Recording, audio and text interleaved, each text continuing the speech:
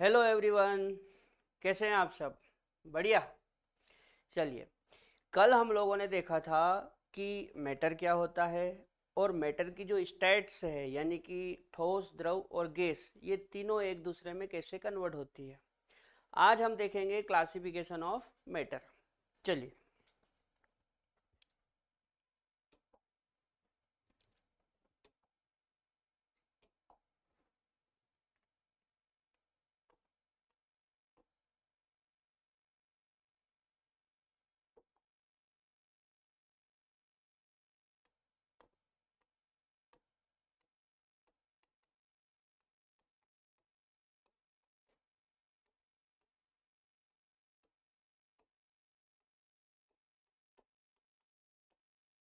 Classification of matter, Hindi में इसको कहेंगे द्रव्य का वर्गीकरण। ठीक है, हम लोग क्या करते हैं, पहले एक फुल चार्ट बनाते हैं कि हमको इसमें पढ़ना क्या है, फिर एक एक करके उन्हें डिस्कस करेंगे। तो सबसे पहले यदि मैं मैटर की बात करूं,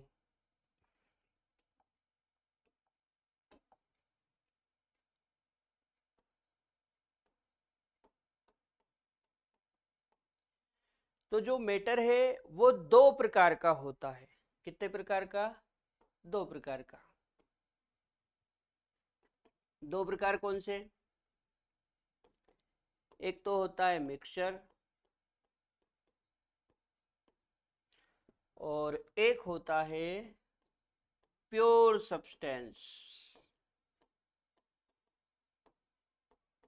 ठीक है, अब ये जो मिक्सचर है ये फिर दो प्रकार का है।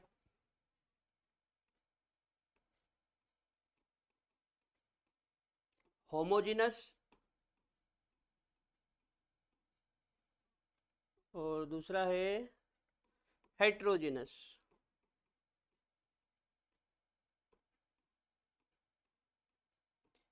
अच्छा, प्योर सब्सटेंस की बात करें तो प्योर सब्सटेंस भी दो प्रकार के होते हैं। दो प्रकार कौन से?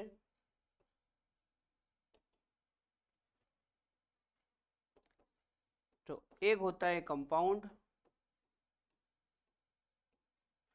और एक होता है एलिमेंट। कंपाउंड और एलिमेंट। अब यदि हम कंपाउंड की बात करें तो कंपाउंड भी दो प्रकार के हैं। कौन कौन से? ऑर्गेनिक और इनऑर्गेनिक। ठीक है, एलिमेंट। एलिमेंट की बात करें तो एलिमेंट होते हैं तीन प्रकार के। कितने प्रकार के? तीन प्रकार के। तीन प्रकार में एक तो आपका हो जाएगा मेटल, एक हो जाएगा नॉन मेटल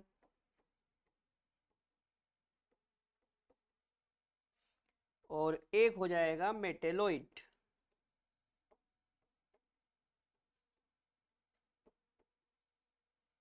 एक बार फिर से समझते हैं। जो मैटर है यानी कि द्रव्य, वो दो प्रकार का होता है, मिक्सचर और प्योर सब्सटेंस। अब जो मिक्सचर है वो दो प्रकार का है, होमोजिनस और हेट्रोजिनस। जो प्योर सब्सटेंस है वो फिर दो प्रकार के, कंपाउंड और एलिमेंट। जो कंपाउंड होते हैं वो फिर दो प्रकार के, ऑर्गेनिक और इनऑर्गेनिक। और जो एलिमेंट है वो फिर तीन प्रकार के होते हैं, मेटल, नॉन मेटल और मेटेलोइड। ठीक है, हम लोग एक एक करके इनको डिस्कस करेंगे। सबसे पहले हम पढ़ेंगे प्योर सब्सटेंस के बारे में। ठीक है, आगे बढ़े, चलें।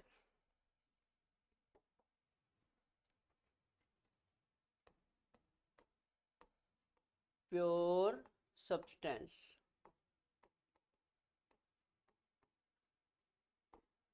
हिंदी में बोलते हैं बेटा शुद्ध पदार्थ। क्या कहते हैं? शुद्ध पदार्थ।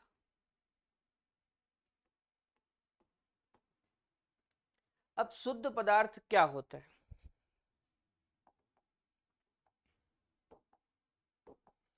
देखो आपको एक तरीका बताता हूँ। जैसे हम लोग कभी किराने की दुकान पे जाते हैं, तो किराने की दुकान पे जब हम लोग बोलते हैं कि भैया सेव दे दो, तो वो हमको केवल सेव देता है। सेव के साथ कोई दूसरी चीज मिलाता है क्या? नहीं। यानी कि वो जो सेव है वो प्योर चीज है। ठीक है। अब आपने बोला इसमें थोड़ी सी नुक्ती भी मिला दो। अब जब वो सेव में नुक्ती मिलाएगा तो वो बन गया मिक्सचर। समझ में आया शुद्ध और मिक्सचर क्या होता है?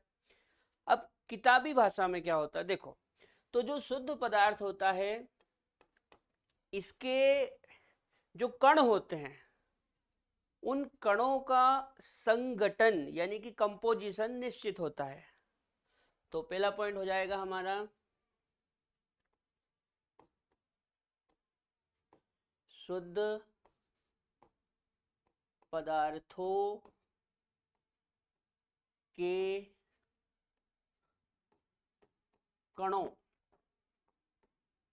का संगठन। संगठन मतलब होता है कंपोजिशन।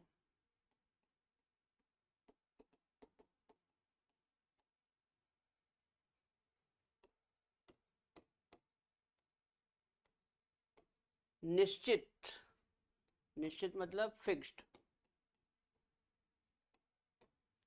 होता है।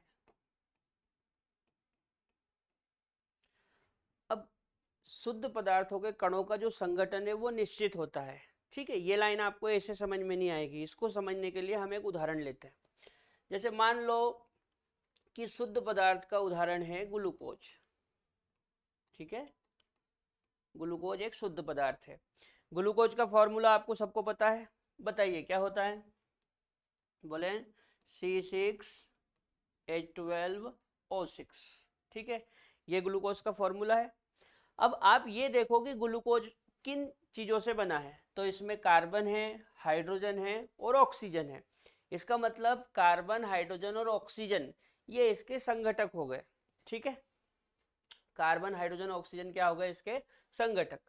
अब कार्बन, हाइड्रोजन और ऑक्सीजन का यदि मैं रेशो निकालूं यानी कि अनुपात, तो वो कैसे आएगा? जैसे कार्बन, हाइड्रोजन और ऑक्सीजन। आप बताओ कार्बन कितने हैं? 6, हाइड्रोजन 12, ऑक्सीजन 6। ठीक है, यदि इनका सरल अनुपात बनाना है, सिंपल रेशो, तो आप क्या करो, इन तीनों में सबसे छोटा नंबर कौन सा है? 6। तो 6 से इन तीनों को डिवाइड कर दो। 6 से जब आप इस 6 को डिवाइड करोगे तो एक बार जाएगा, 12 को डिवाइड करोगे तो 2 बार जाएगा, और 6 को डिवाइड करोगे तो एक बार जाएगा। तो हमारा अनुपात क्या आया? 1:1। क्या आया? 1:1। अब ये जो 1:1 अनुपात आया है ये बेटा फिक्स्ड है, निश्चित है, ये कभी भी बदलेगा नहीं। जो ग्लूकोज है वो कार्बन, हाइड्रोजन और ऑक्सीजन से बना है, मतलब इसके जो जो संगठन है वो निश्चित है। और संघटकों का जो अनुपात है 1:2:1, ये भी फिक्स है, ये कभी भी बदलेगा नहीं। तो शुद्ध पदार्थ समझ में आया क्या होता है? शुद्ध पदार्थ के कणों का जो संगठन होता है वो निश्चित होता है, फिक्स होता है, और इन कणों का जो अनुपात है वो भी फिक्स होता है, यानी कि निश्चित होता है, कभी भी बदलेगा नहीं। ग्लूकोज कार्बन, हाइड्रोजन और ऑक्सीजन से बनता है, तो इन्हीं से बनेगा, कोई दूसरे तत्व से नहीं बनेगा। और इनका अनुपात 1:2:1 होता है, मतलब हमेशा यही रहेगा, कभी भी बदलेगा नहीं। ठीक है, तो ये हमारा हो गया फिक्स रेशो।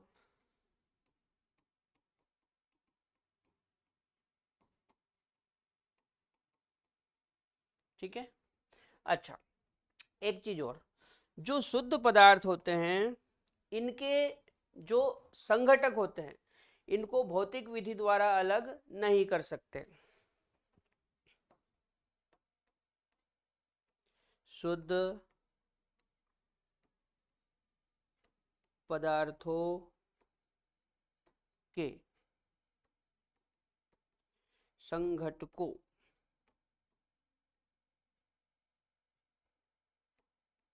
अंग्रेजी में बोलेंगे कॉन्स्टिट्यूएंट्स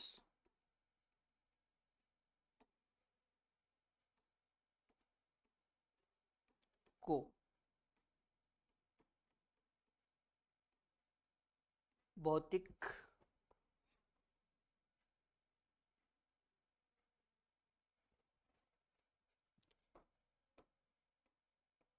विधि द्वारा पृथक नहीं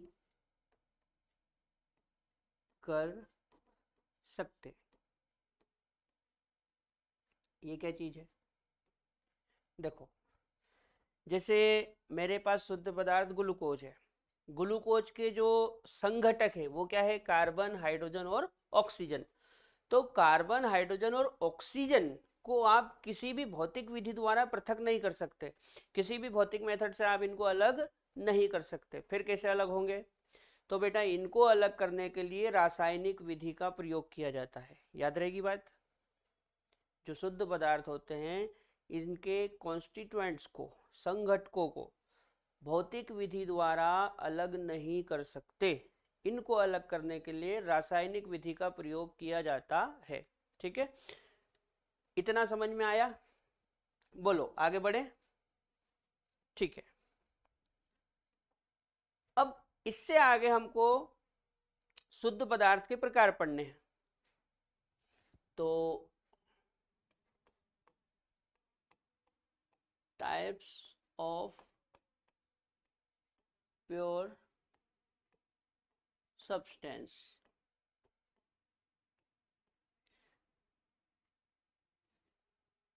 शुद्ध पदार्थ कितने प्रकार के? तो अभी हमने देखा था 2 प्रकार के होते हैं। 2 प्रकार के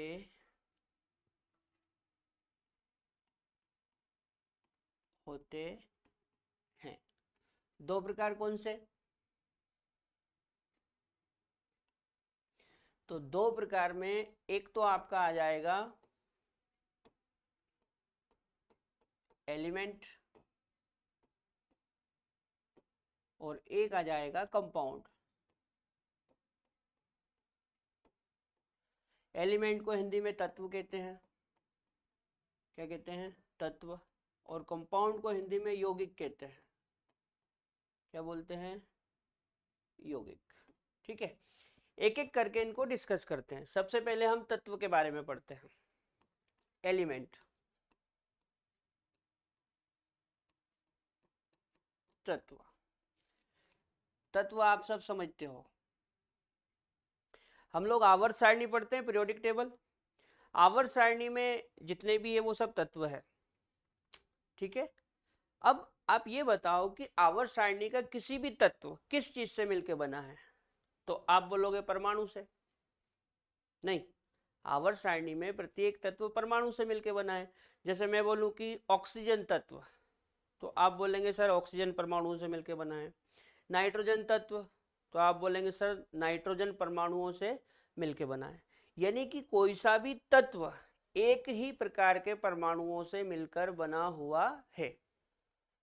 तो तत्व की परिभाषा क्या हो जाएगी?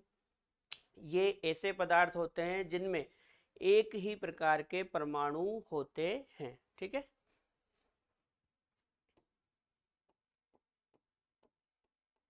इनमें एक ही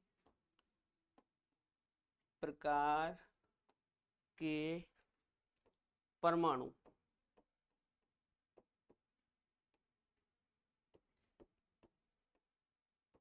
सेम एटम्स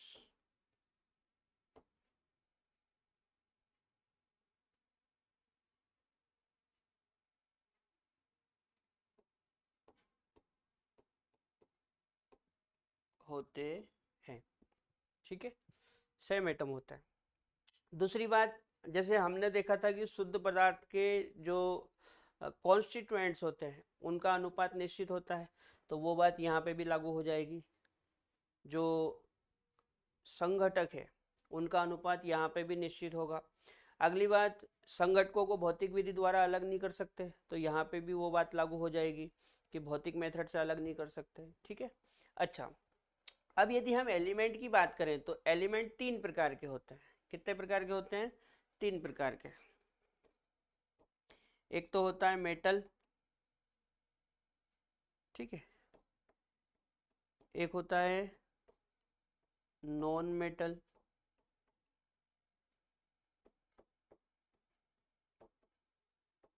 और एक होता है मेटेलॉइड्स।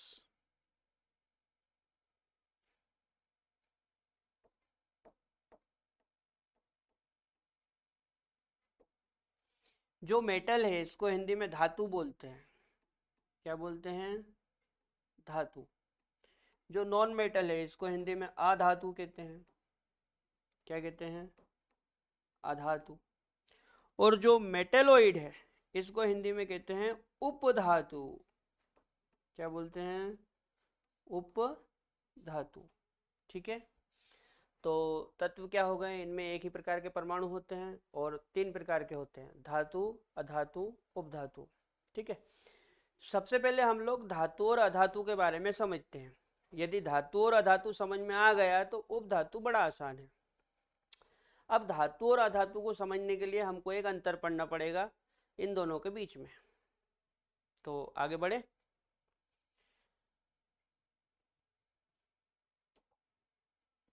इसके लिए हम लोग पार्टीशन कर लेते हैं, 2 पार्टीशन कर लेते हैं, एक में धातु और एक में अधातु। ठीक है। तो यहाँ पे अपना हो जाएगा मेटल्स और यहाँ पे हो जाएगा नॉन मेटल्स। ठीक है। अच्छा, सबसे पहले आप ये बताओ, धातु कठोर होती है या मुलायम होती है?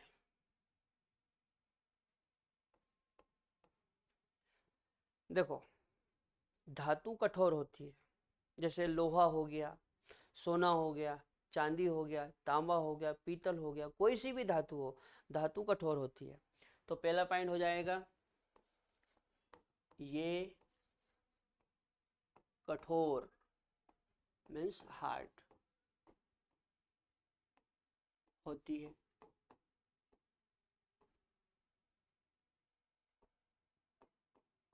ठीक है। अच्छा, इनके तुलना में जो नॉन मेटल है वो मुलायम होती है, नरम होती है। तो इधर हो जाएगा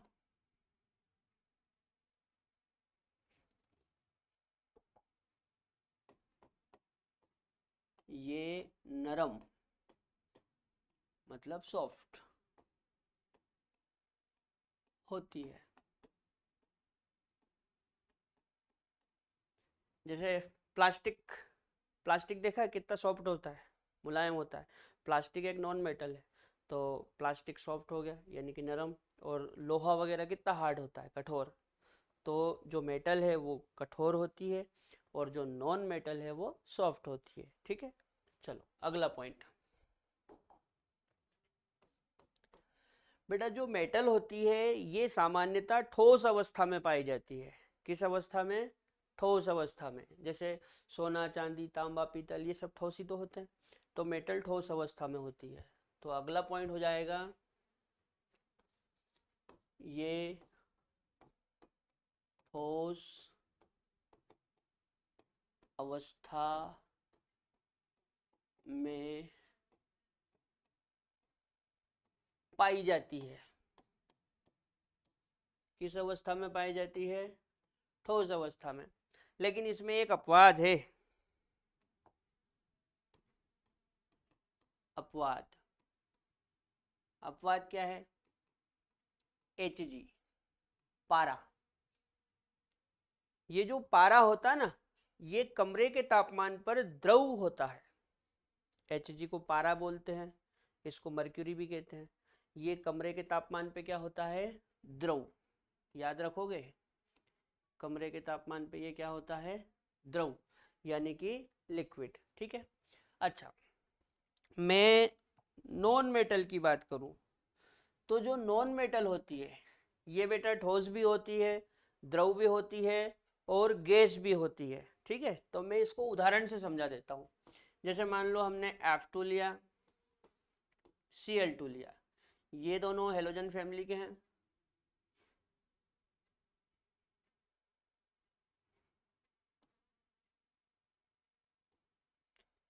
ये दोनों होते हैं गैस। क्या होते हैं? गैस। अच्छा, जो Br2 है ये होता है लिक्विड। क्या होता है? लिक्विड, यानी कि द्रव। और जो I2 है ये होता है सॉलिड, यानी कि ठोस। ये हेलोजन फैमिली है जिसमें F2 और Cl2 गैस होते हैं, Br2 लिक्विड होता है और I2 सॉलिड होता है। यानी कि हमारी जो नॉन मेटल्स है वो गैस, लिक्विड और सॉलिड तीनों अवस्था में पाई जाती है। आगे बढ़े। अगला, जो मेटल्स होती है इनका गलनांक और क्वथनांक उच्च होता है। अब गलनांक क्वथनांक क्या होता है? देखो, गर्म करने पे जिस तापमान पे गल जाए वो गलनांक, और गर्म करने पे जिस तापमान पे उबलने लगे वो क्वथनांक। अब मेटल्स जो होती है वो आसानी से ना तो गलती है ना उबलती है। जैसे लोहा, लोहे को आप कितना गर्म कर लो, आसानी से ना तो वो गलेगा ना उबलेगा। यानी कि जो धातु होती है इनके गलनांक और क्वथनांक उच्च होते हैं। ठीक है, इनके गलनांक, गलनांक को मेल्टिंग पॉइंट बोलते हैं अंग्रेजी में। क्या बोलते हैं? Melting point. तो इनके गलनांक तथा क्वथनांक, क्वथनांक को बॉइलिंग पॉइंट कहते हैं, उच्च होते हैं। मेटल के गलनांक और क्वथनांक कैसे होते हैं? उच्च। मतलब आसानी से ना तो आप इसको गला सकते हो ना उबाल सकते हो। अच्छा, नॉन मेटल की बात करें तो नॉन मेटल के कम होते हैं, है ना। इनके मेल्टिंग पॉइंट तथा बॉइलिंग पॉइंट निम्न होता है। जो नॉन मेटल होती है इनके मेल्टिंग पॉइंट और बॉइलिंग पॉइंट कैसे होते हैं? निम्न होते हैं, मतलब लो होते हैं। जैसे अभी मैंने बोला था कि प्लास्टिक, प्लास्टिक को आप गर्म करो तो गर्म करते ही आसानी से पिघल जाएगा, थोड़ा और गर्म करेंगे तो हो सकता है बॉयल भी हो। मतलब इनके गलनांक और क्वथनांक कैसे होते हैं? निम्न। कम तापमान पर ही पिघल जाते हैं और उबलने लगते हैं। ठीक है, लेकिन इसमें एक अपवाद है बेटा। अपवाद क्या है?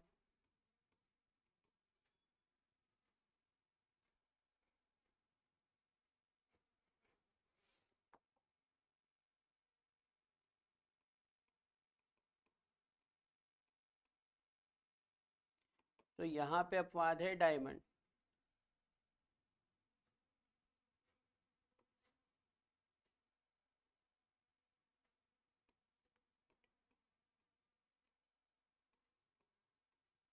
अपवाद क्या है? डायमंड। डायमंड यानी कि हीरा। जो हीरा है वो एक नॉन मेटल है, लेकिन उसके बाद भी इसका गलनांक उथनांक बहुत हाई होता है। मतलब आसानी से ये ना तो गलता है और ना उबलता है, इसलिए ये क्या हो गया? अपवाद। अच्छा, आगे बढ़े। जो मेटल है ये ऊष्मा और विद्युत की चालक होती है। ठीक है, जैसे आपने देखा होगा कि जो घरों में लाइटिंग के वायर होते हैं वो या तो कॉपर वगैरह के बने होते हैं या एल्यूमिनियम के बने होते हैं। अब कॉपर एल्यूमिनियम क्या है? धातु, मेटल।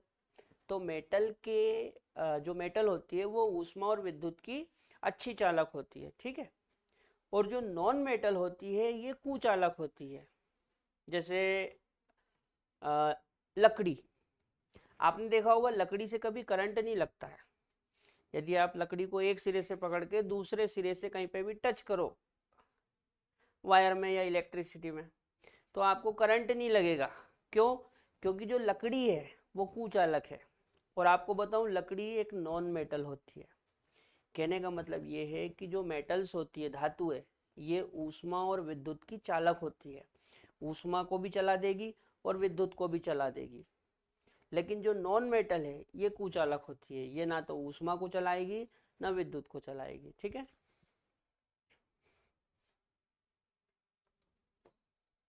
ये ऊष्मा और विद्युत, विद्युत मतलब इलेक्ट्रिसिटी है ना।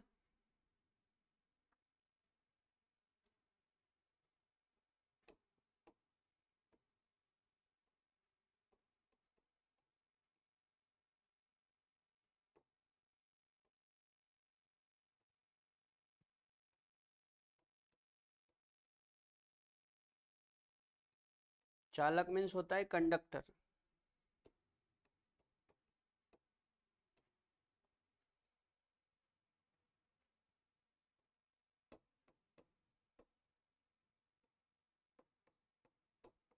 तो ये ऊष्मा और विद्युत की चालक होती है।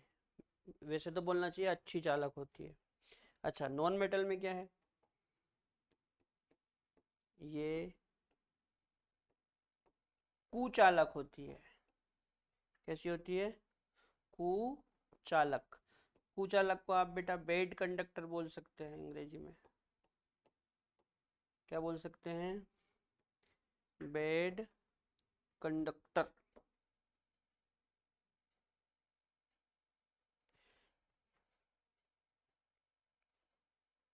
बेड कंडक्टर होती है। अब जो नॉन मेटल है वो बेड कंडक्टर होती है, कुचालक होती है, लेकिन यहाँ पे भी एक अपवाद है।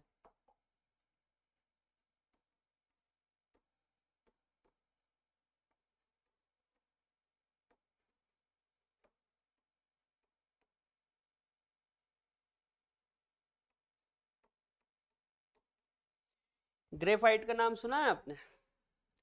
जो कार्बन होता है, कार्बन के दो अपर रूप होते हैं, हीरा और ग्रेफाइट। हीरा और ग्रेफाइट की बात करें तो हीरा तो कठोर होता है, हार्ड होता है, ठीक है ना। लेकिन जो ग्रेफाइट है, ग्रेफाइट विद्युत का चालन करता है, यानी कि ग्रेफाइट चालक होता है। जितनी भी नॉन मेटल से है वे कुचालक होती है, लेकिन जो ग्रेफाइट है ये विद्युत का चालक होता है, इलेक्ट्रिसिटी का कंडक्टर होता है। मतलब ये हो गया अपवाद। ठीक है, एक बार आप इसका स्क्रीनशॉट ले लो, फिर आगे के पॉइंट अपन डिस्कस करते हैं।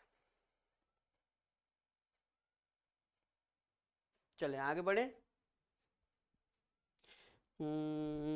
कुछ और पॉइंट्स है बेटा, है ना, जो हमको डिस्कस करने हैं। फिर से वही पार्टीशन कर लेते हैं, दो पार्टीशन।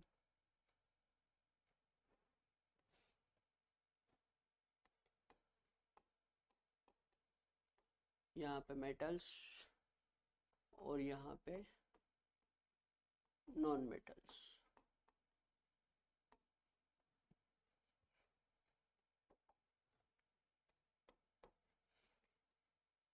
देखो, जो मेटल होती है इनका घनत्व उच्च होता है। कैसा होता है? उच्च। तो यहाँ पे लिखेंगे इनका घनत्व,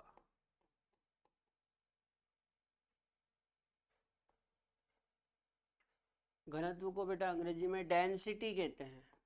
क्या कहते हैं? डेंसिटी। इनका घनत्व यानी कि डेंसिटी उच्च होती है।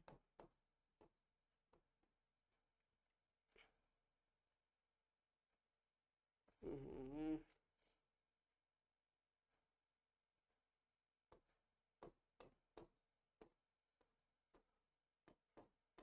और जो नॉन मेटल होती है इनका घनत्व निम्न होता है। इनका घनत्व निम्न होता है। अब आप पूछोगे सर घनत्व क्या होता है? देखो समझो बात को। जो पार्टिकल्स है यानी कि कण, वे यदि पास पास है तो इसका मतलब है कि घनत्व अधिक है, और जो पार्टिकल्स हैं वो यदि दूर दूर है तो इसका मतलब है कि घनत्व कम है। ठीक है, जिन कणों से ये बने हैं वो कण यदि पास पास हो तो मतलब घनत्व अधिक है, और जिन कणों से बने हैं वे कण यदि दूर दूर हो तो इसका मतलब है कि घनत्व कम है। तो जो धातु होती है इनके कण बहुत पास पास होते हैं, इसलिए इनका घनत्व उच्च होता है, हाई होता है। और जो नॉन मेटल है इनके जो कण हैं वो दूर दूर होते हैं, यानी कि इनका घनत्व निम्न होता है। अगला, आपने तन्य और आघातवर्ध सुना है? तन्य और आघातवर्ध। देखो तन्य और आघातवर्ध क्या होता है? यदि किसी चीज को पीटने पे वो टूटने की बजाय चादर की तरह फैले तो बोलते हैं कि उसमें तन्य और आघातवर्ध गुण है। पीटने पे टूटने की बजाय चादर की तरह फैले तो इस गुण को क्या बोलते हैं? तन्य और आघातवर्ध। तो जो मेटल है वो तन्य और आघातवर्ध होती है। जैसे लोहा, लोहे के टुकड़े को आप पीटो, क्या टूट जाएगा? नहीं टूटेगा ना। मतलब पीटने पे टूटता नहीं है, टूटने की बजाय चपटा होगा और फैलेगा, यानी कि मेटल में तन्य और आघातवर्ध गुण होता है। ठीक है, तो अगला पॉइंट हो जाएगा, इनमें तन्य, तन्य को अंग्रेजी में डक्टाइल बोलते हैं,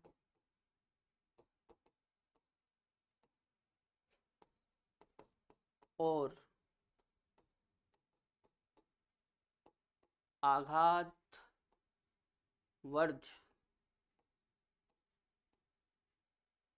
आघातवर्ध को बोलते हैं मेलिएबल।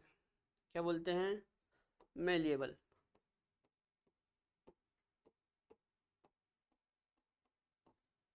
गुण होता है। ठीक है, अच्छा नॉन मेटल में ये गुण नहीं होता है, तो यहाँ पे क्या लिखेंगे?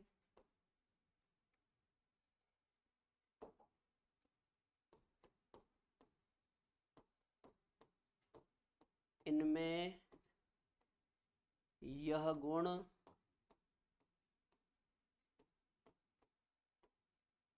नहीं होता है।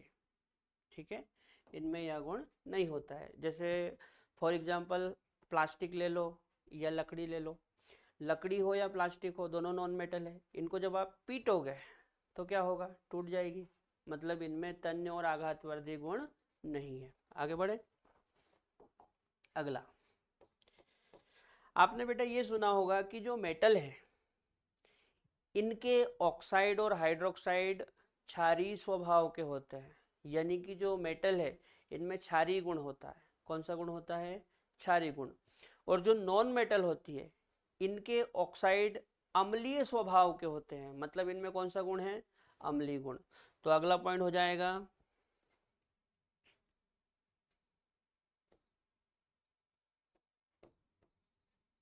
इनका स्वभाव क्षारीय, क्षारीय मीन्स बेसिक होता है। कैसा स्वभाव होता है? बेसिक स्वभाव। जो मेटल है ये क्षारीय स्वभाव की होती है, बेसिक नेचर की, इसलिए इनके ऑक्साइड और हाइड्रोक्साइड भी कैसे होते हैं? बेसिक। अच्छा नॉन मेटल में क्या होता है? इनका उल्टा होता है बेटा, है ना। इनका स्वभाव अम्लीय अम्लीय मतलब एसिडिक,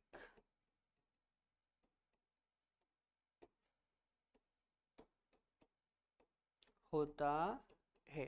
ठीक है, इसलिए नॉन मेटल के जो ऑक्साइड होते हैं वो एसिडिक नेचर के होते हैं, अम्लीय स्वभाव के होते हैं। ठीक है, अगला पॉइंट, आपने पढ़ा होगा कि जो मेटल है वो इलेक्ट्रॉन दान करती है, तो यहाँ पे लिखेंगे ये इलेक्ट्रॉन दान करके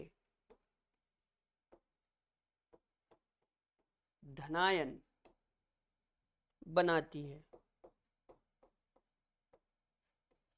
इलेक्ट्रॉन दान करके क्या करती है? धनायन बनाती है। ठीक है, कोई सी भी मेटल हो, मेटल का नेचर होता है इलेक्ट्रॉन दान करना, तो जैसे ही इलेक्ट्रॉन दान करेगी तो उसके ऊपर पॉजिटिव आ जाएगा, मतलब मेटल इलेक्ट्रॉन दान करती है और दान करके क्या बनाती है? धनायन। धनायन को अंग्रेजी में बोलते हैं कैटायन। लेकिन नॉन मेटल की बात करें तो नॉन मेटल में उल्टा होता है, मेटल जिस इलेक्ट्रॉन को दान करती है, नॉन मेटल उस इलेक्ट्रॉन को ग्रहण कर लेती है, और जब कोई इलेक्ट्रॉन ग्रहण करता है तो उसके सिर पे नेगेटिव आता है, नेगेटिव मतलब एनायन। तो नॉन मेटल क्या करेगी? इलेक्ट्रॉन को ग्रहण करेगी और ग्रहण करके क्या बनाएगी? एनायन, यानी कि ऋणायन। तो यहाँ पे हम लिख सकते हैं ये इलेक्ट्रॉन ग्रहण करके एनायन बनाती है। एनायन मतलब हिंदी में होता है ऋणायन। ठीक है, अब एग्जाम्पल की बात करें तो एग्जाम्पल तो आपको पता ही है, जैसे ऐसे ओरली सुन लो, सोना, चांदी, तांबा, पीतल, नहीं, लोहा, सोडियम, पोटेशियम, रुबिडियम, ये सब बेटा मेटल होते हैं। क्या होते हैं? मेटल। नॉन मेटल की बात करें तो हाइड्रोजन, ऑक्सीजन, ठीक है ना, nitrogen, fluorine, chlorine, bromine, iodine, लकड़ी, प्लास्टिक, ये सब नॉन मेटल होते हैं। ठीक है, बोलो इतना समझ में आया? आगे बढ़े, अगला हमको डिस्कस करना है मेटेलोइड। एक बार इसका स्क्रीनशॉट ले लो, चले आगे बढ़े।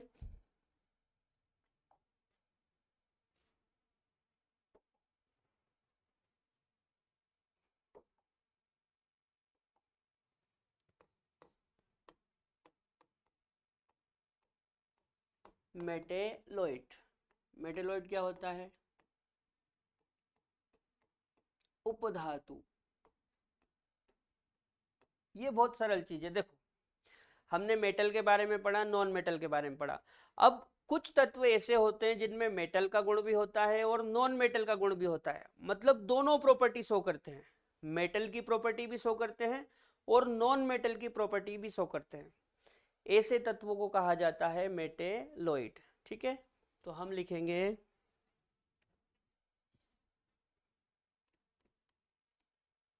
इनमें मेटल और नॉन मेटल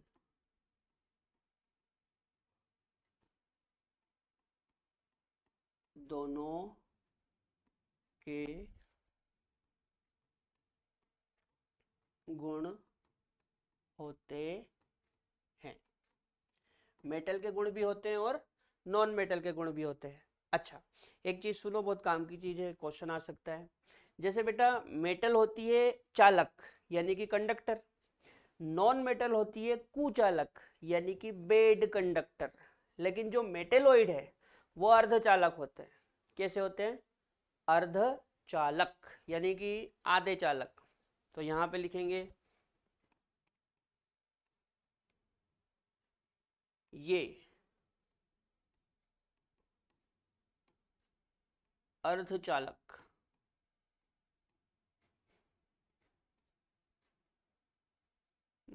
शायद गलत लिखा है, अर्ध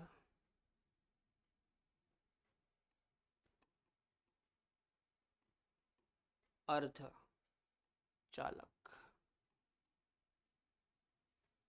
अर्धचालक को बेटा अंग्रेजी में बोलते हैं सेमी कंडक्टर।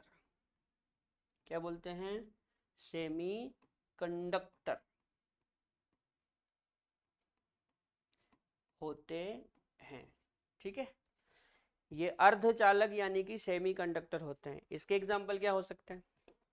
तो इसके एग्जाम्पल में देखो, वैसे तो काफ़ी सारे एलिमेंट ऐसे होते हैं, मैं कुछ खास खास बता देता हूँ। जैसे एक आपका सिलिकॉन, एक जर्मेनियम, एक आर्सेनिक, और भी हो सकते हैं। ठीक है, तो अपन आदि करके इसको छोड़ देते हैं, आदि। ये नॉन मेटल मेटेलॉइड होते हैं। ठीक है, तो आज के लेक्चर में हमने प्योर सब्सटेंस के बारे में समझा। प्योर सब्सटेंस में हमने मेटल, नॉन मेटल और मेटेलॉइड को समझा। ठीक है, आगे के लेक्चर में बेटा हम लोग कंपाउंड और मिक्सचर के बारे में डिस्कस करेंगे। ठीक है, तब तक के लिए जय राम जी की।